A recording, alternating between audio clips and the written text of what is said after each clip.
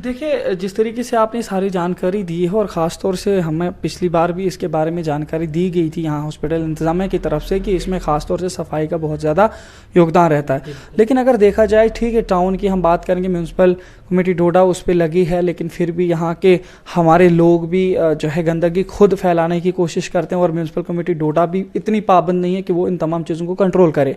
लेकिन अगर देखा जाए, हॉस्पिटल के अंदर यहाँ पे पेशेंट्स जो है एडमिट किए जाते हैं, लेकिन क्या वजह है कि यहाँ के हॉस्पिटल्स के हवाले से हमें बहुत, ये जो हॉस्पिटल के टॉयलेट्स हैं, यहाँ के जितने भी ये सारी चीज़ें हैं, लेटरिन वगैरह,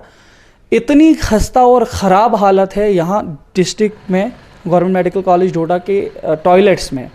तो उससे भी तो डेंगू फैल सकता है। उस पर काम नहीं हो रहा है आपके हॉस्पिटल इंतज़ाम की तरफ से, क्या कहेंगे? अस्सलाम वालेकुम, आदाब नाजरीन, शुभम चैनल डोडा से मैं आपका मेज़बान इदरीस फलाही। हालिया कुछ दिनों पहले मैंने आप सब लोगों की जानकारी के लिए बताया था कि डोडा के अंदर डेंगू के काफ़ी सारे पेशेंट्स हैं और डेंगू मच्छरों के काटने की वजह से होता है और आपको ये भी मालूम है कि उससे मलेरिया भी होता है।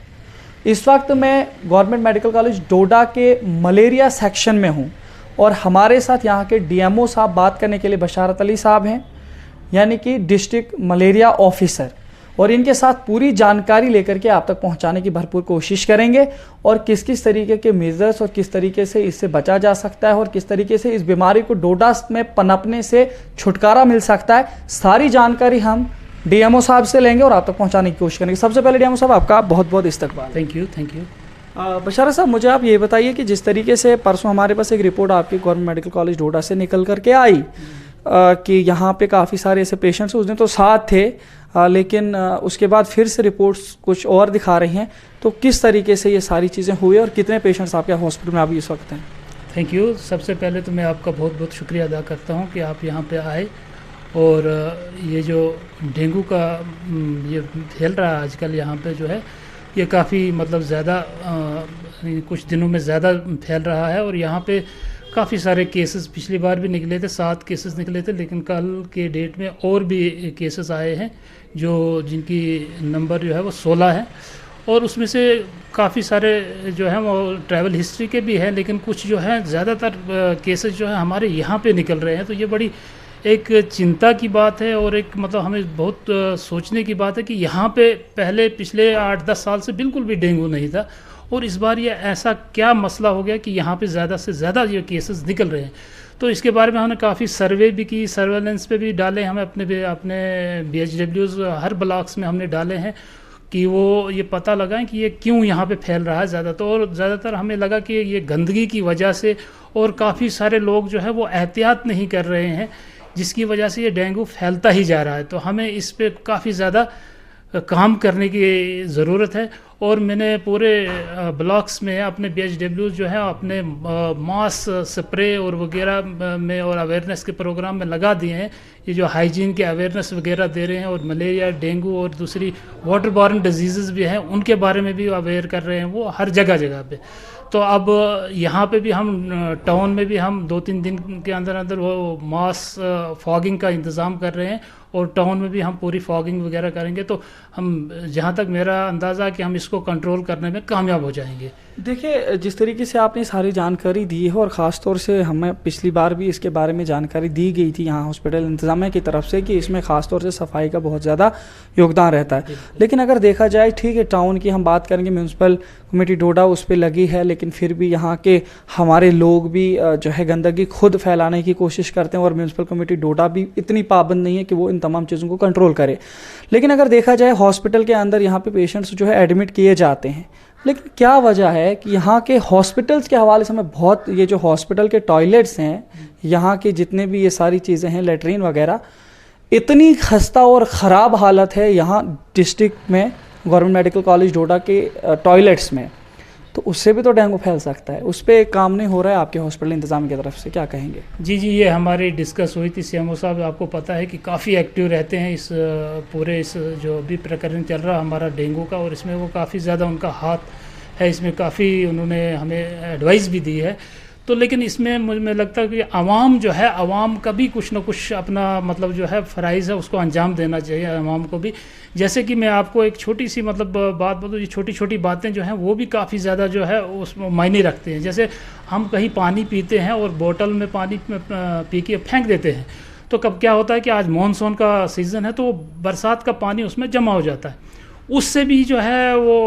लार्वा पैदा होता है, उधर से ही वो मच्छर बन जाता है वो डेंगू का, और वो काट लेता है। ये छोटी छोटी चीज़ें को कभी अगर हमारे आवाम जो है वो ख्याल रखें, और बाकी जो आवाम की भी उतनी भी मैं अपने एडमिनिस्ट्रेटिव और अपने तमाम लोगों से भी अपील करता हूँ कि ये चीज़ें जो है बिल्कुल साफ़ होनी चाहिए, ये गंदगी नहीं होनी चाहिए। लेकिन मैं आवाम से भी बड़ी गुजारिश करता हूँ कि वो भी थोड़ा एहतियात करें, क्योंकि ये मिलजुल के काम होता है। अगर आवाम भी अगर हमारा साथ दे, कोऑपरेट करे, तो मुझे लगता है तब भी जाके ये चीज़ें जो हैं हम सीधी मतलब ट्रैक पे ला सकते हैं। अदरवाइज़ ये काफ़ी देखिए, आपने जिस तरह से कहा कि आवाम करेगी, लेकिन हॉस्पिटल के अंदर पता मालूम जब हमने किया, हम ऑपरेशन थिएटर्स वगैरह में जब दौरा किए और वहाँ के जो टॉयलेट्स वॉशरूम है, वहाँ पे वो ऑपरेशन की गंदगी तक अंदर वो वॉशरूम्स में देखी गई, और वो बहुत ज़्यादा गंदगी है, तो उस पर थोड़ा सा ध्यान देना चाहिए। चलो सर, आपने ये बात हम तक पहुँचाई, और ये मैं बात कर लूँगा सुपरिटेंडेंट सर से भी और सीएमओ सर से भी कि ऐसी चीज़ है, तो इसको हम तुरंत इस पर कार्रवाई करेंगे कि ये क्यों ऐसा हो रहा है। ऐसा नहीं होना चाहिए कि हमारे पास स्वीपर्स है, हमारे पास बाकी स्टाफ है जो ये जिनका काम ही यही है कि उनको साफ़ सफाई रखनी है, अपना हाइजीन रखना है, तो वो उनको मैं ये इन्फॉर्म कर लूँगा, आपकी ये जो बात है उन तक पहुँचा दूँगा। उम्मीद यही करते हैं कि जल्द से जल्द ये मसला हल हो, ताकि यहाँ के पेशेंट्स को राहत मिल सके। दूसरी बात, हम यहाँ आपको ये भी पूछना चाहेंगे कि जिस तरीके से डेंगू के हवाले से आपने अभी हमें बाखबर कराया कि डोडा के अंदर 16 ऐसे और नए पेशेंट्स बन चुके हैं, 7 पहले के थे और मज़ीद हो गए, और सारे टोटल 16 हैं। तो कितने इनमें से क्योर हो गए और कितने दिन क्योर होने में लगे उनको?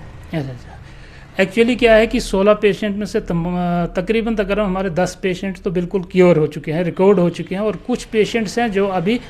स्टेबल हैं लेकिन अभी रिकॉर्ड नहीं हुए हैं, तो उनको भी अभी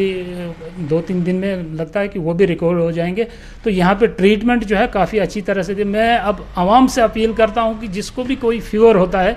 या उसको थोड़ा सा फीवर के साथ कुछ सिम्टम्स होते हैं इसके, वो देखने हैं। अगर उसको फ्रंटल आइज़ में पेन हो रहा है या उसका आई मूवमेंट थोड़ा सा रुक जाता है, स्टिक हो जाता है,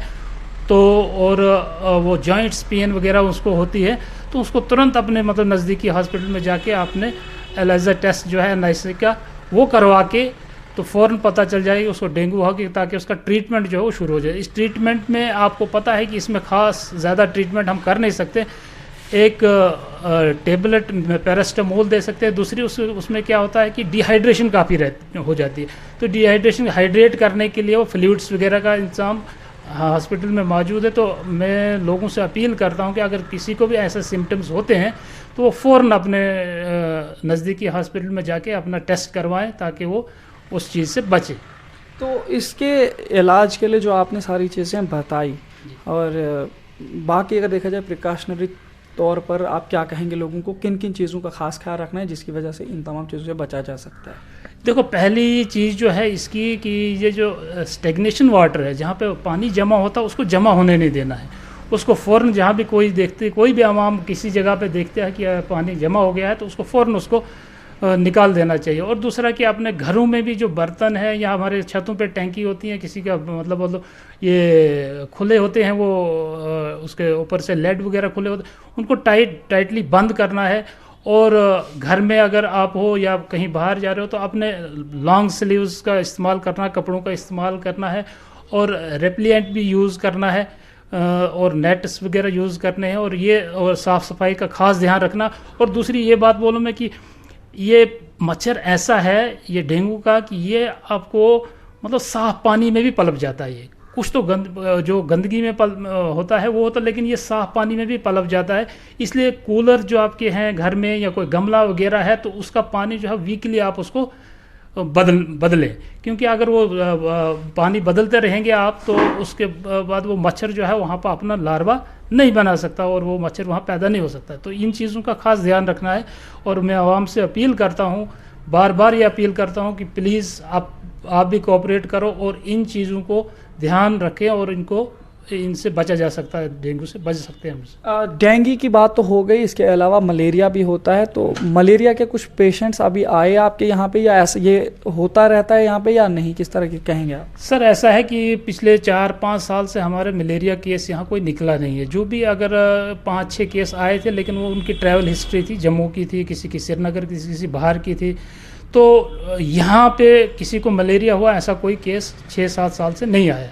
और बाकी 5-6 केस आए थे, हमारे 21 में आए थे 5-6 केस, लेकिन उनमें जो तो ट्रैवल हिस्ट्री थी बाहर की थी, तो इसलिए यहाँ पे कोई ऐसा केस नहीं आया अभी। बहुत बहुत शुक्रिया हमारे साथ बात करने के लिए, हम तक जानकारी पहुंचाने के लिए, और हम इंशाल्लाह कोशिश करेंगे कि अपने सभी नाजरीन तक ये इन्फॉर्मेशन पहुंचा के आप सब लोगों की जानकारी के लिए, जिस तरह से मैंने बताया भी था कि पिछले कुछ दिनों पहले कुछ ही केस आए थे, लेकिन फिर से केस बढ़ गए हैं, और उसके लिए हमें ज़रूरत पड़ी कि हम मलेरिया सेक्शन में आकर के यहाँ के डीएमओ साहब से बात करके आप तक पूरी जानकारी पहुँचाने की कोशिश करें। और जो भी इन्होंने मेजर्स बताए किस तरीके से इसे क्योर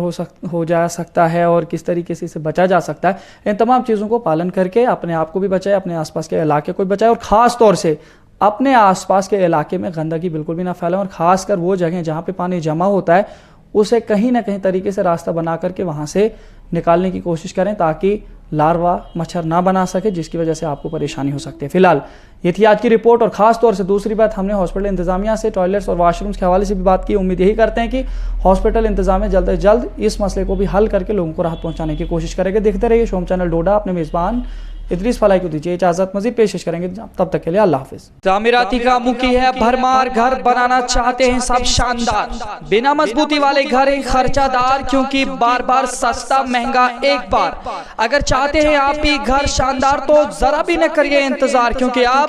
डोडा के गणपत ब्रिज से कुछ फासले की दूरी खलैनी रोड पर प्रो बिल्डर्स ने खोला है हॉलो ब्लॉक्स का कारखाना, जिसमें अंबुजा सीमेंट से बनाए गए हॉलो ब्लॉक्स के छोटे बड़े सभी साइज कम से कम दामों पर दस्तयाब हैं। हॉलो ब्लॉक्स कच्ची ईंटों से ज्यादा मजबूत, पत्थरों से कम दामों और वक्त की तेज रफ्तारी को पकड़ने में आसानी पैदा करने के अलावा मजदूरी की उजरत में कमी लाने में नुमाया रोल अदा करता है। हासिल करने के लिए जल्दी से इन नंबरात पर राब्ता करें 7006820070 9858131580।